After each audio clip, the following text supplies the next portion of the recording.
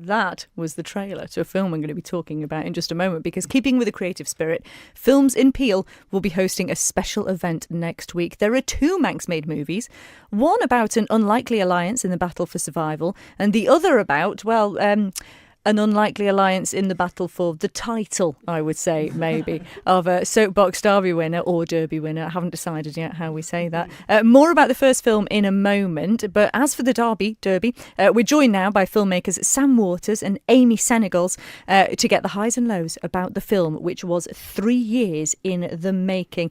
Sam. Hello. Hello. It's lovely to have you with us. Thank you. First of all, this is your first feature film, and Yes. that is no mean feat. I think there's a reason why the word feat is in feature film, because putting a feature film together is a really big task. Yeah, I've discovered the hard way. It's hugely emotionally taxing and takes a lot of work. And my only regret is I could do it sooner, but I was editing the whole thing on my laptop in the back of my car during lunch breaks at work. So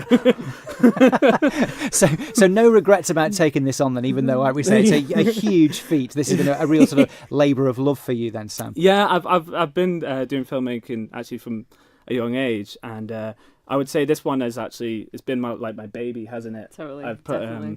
I've put in. There's the problem blood, with it. sweat and tears went into that Yeah. film. I witnessed all of it. And I think it is because I never had a deadline. So I'm a big perfectionist, so I was just trying to spend countless hours on it. Yeah. Oh Well, my we should God. say it's called Mad Manx and the Soapbox Derby, which I love the title of it anyway. We heard that trailer, and it does prove it's obviously a bit of a rollercoaster of emotions, because not everything goes to plan, obviously. Now, you mentioned as well in that and in your blurb for it as well, this ragtag team. So we've got two of you here together. Do you remember, Sam, when you first pitched it to the group of people, what they sort of thought about the idea, and how did you get them to stay with you throughout the process? I think they all laughed. I think it was actually Amy who sent me a Facebook post. It was. And I think we've got this in the film as well. She sent me a Facebook post, and I sent this to my mate, my friend Ben Barlow, and I was like, we have to do this. This looks well fun. But this is all before we knew we were actually going to make a film on it. I like to film anything, so I was just filming, and everything that was going wrong, it was stressful, but I was like, this is really funny. So it just naturally came from there. Escalated. Yeah, it's like, let's turn this into a feature. Yeah, does a Soapbox Derby lend itself for a good film? I'm guessing there's the highs, the lows, the emotion of it all, the drama, the action. Is it all there? We channeled our inner TT 3D for this film, most definitely. I think that's where a lot of the comedy comes from, because instead of being a highly trained professional athletic sports team with top engineers, it's me and my dad and a couple of mates just trying to throw anything we can get together. But that speaks for the film itself in a way, because the whole film is made with whatever cameras I could find and sound and audio equipment I could find, and I was trying to disguise that in a way. I was trying to hide its unprofessionalism, but as I did that, I felt it was losing it's that character, that it is a homemade kind of film. Which I suppose matches with what you're doing, because it wasn't just about the film production itself. Like you said, you were both very heavily involved in creating the cart itself as well, which was sort of thrown together in a way. I say thrown together, actually. You put an awful lot of effort into that cart. Yeah, the design of the cart. To be fair, the design and the make of them has to go to your dad, really, who was an incredible engineer to make them what he did, and to make them start and stop even. Stop was more impressive, I guess. I'm hoping people are going down and watch the film, but if you do watch the film, you'll see that actually he kind of becomes the unsung hero of the whole thing. He is this tired, middle-aged man who's just falling asleep on the sofa, but yet through his own bizarre ideas and interesting ways of doing things and techniques that you would long forgotten techniques of woodwork and things, he's able to couple these soapboxes together. And I just could spend hours just filming, watching him work, because that was the best bit. He's a true master of his art. As I said, as unique as he does it. But he's also a very really interesting. He's a very interesting character as well. Very interesting, which is where a lot of the comedy comes from in the film. And tell us about the cart itself, because it was a little bit interesting, wasn't it? Yeah, so we're all massive Star Wars nerds, so we thought naturally, why not run with that?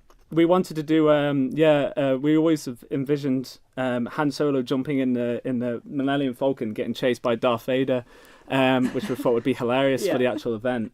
We went with that designs, but it sounds easier than it, like when you're discussing it and throwing ideas together. It was like, we'll just make the Millennium Falcon. Oh my gosh, the detail on the Millennium Falcon was unbelievable. And again, credit to Catherine Watling and Ben, who spent painstaking hours perfecting the look of that, and it looked amazing. It looked legit. Incredible. Yeah, it really did. Yeah. I remember seeing all the photos at the time and thinking, whose is that cart? And then I saw your faces and was so impressed. I have to say, so the fact now there's a film about it. And Ben, you probably saw it whizzing past your doorstep. Absolutely, this is it, because we live on the Soapbox Derby course there in the west of the island. It's great actually, because we have a slightly sort of walled bit at the front of our house where you can sort of stand, perfectly safely with a little glass of lemonade in the hand, in the sunshine there, watching it all go by. And I do remember it, but it's a great event itself, isn't it? There, it's a fantastic event. I was really happy to be a part of it, and the atmosphere was great as well. It's massive crowds. I didn't expect, because to be fair, that's the first time I actually went to obviously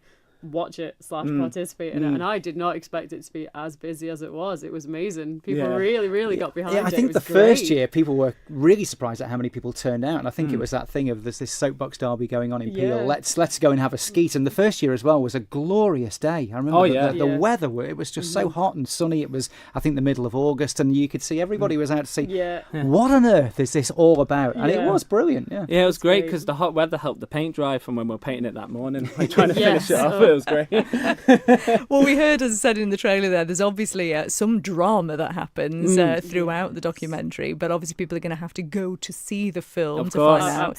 We don't want to give it away exactly as to how you actually got on. But there is a second film showing that night. It's Ben Desmond's film Pitfall, which I'm very proud to say was the winner of the Best of the Fest at the film festival last year. I've heard so many good things about this film. It looks amazing. It is wonderful, I have to say. I'm very fortunate to have been able to see it, and I love the fact that Mark Kermode himself was actually the judge of this this award, and he did credit it as the Best of the Fest last year, and he called it a very stylish and promising short from a talented young filmmaker on the rise. Oh wow. Yeah, isn't that great? And it's a fascinating concept behind this film as well. It's well worth going to see that too. But the event itself is raising money for a popular local charity, isn't it? Tell us about that. Yeah, it's so we're doing this film night, and we're showing a film alongside with Ben Desmond's film, and it's all for the hyperbaric chamber.